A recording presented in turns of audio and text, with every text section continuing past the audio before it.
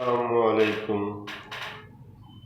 اردو کا سلیبس 5ویں تا 8ویں یعنی مڈل تک علامہ اقبال اور احمد شجاع کی مشترکہ کاوش جو اس وقت پنجاب ہندوستان کے مختلف صوبوں اور ریاستوں میں مروج تھا، اس سلیبس کے مرتب کرتے ہوئے اقبال نے اس کی ضرورت اور خصوصیات دیباچے میں بیان کی۔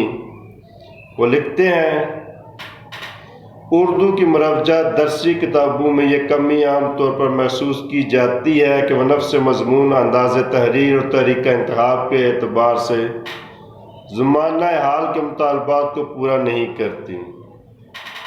اور اقبال نے جو سلیبس مرتب کیا تھا اردو کا، اس کی خصوصیات بیان کرتے ہیں۔ پہلی خوبی، پرانے اساتذہ فن کے نتائج فکر کے ساتھ ساتھ زمانہ حال کے ان انشا پردازوں اور شاعروں کے مضامین، نظم و نثر بھی طالب علم کی نظر سے گزرے جنہوں نے اردو کو ایک ایسی زبان بنانے کی کوشش کی جو موجودہ ضروریات کے مطابق ہو۔ دوسری خوبی، ہر مضمون ادبی خوبی رکھنے کے باوجود نئی معلومات کا حامل ہے۔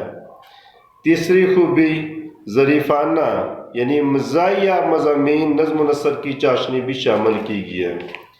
چوتھی خوبی، ایسے مضامین کا انتخاب کیا گیا ہے جن میں زندگی کا روشن پہلو جھلکتا ہو، کیونکہ ادب کی تعلیم کا مقصد یہی ہونا چاہیے کہ ادبی ذوق کی تربیت کے ساتھ ساتھ طلباء کی وسیع نظری اور ان کے دل و دماغ کی جامعیت نشو و نما پائے۔ پانچویں خوبی، ایسے مضامین جن میں مناظر فطرت، ذہنی کیفیات، طبی جذبات کی تصویریں الفاظ میں کھینچی گئی ہیں، اور ایسے بھی ہیں جن میں علم طبیات یعنی فزکس کی انکشافات اور صنعت و حرفت کے ایجادات اور عام علمی تحقیقات کو زبان اردو میں بیان کیا گیا۔ چھٹی خوبی، اخلاقی مضامین کے انتخاب میں ان کا اسلوب بیان ایسا ہے جو طالب علم کو کمزور اور بزدل بنانے کے بجائے نیک اور بہادر بنائے۔ ساتویں خوبی،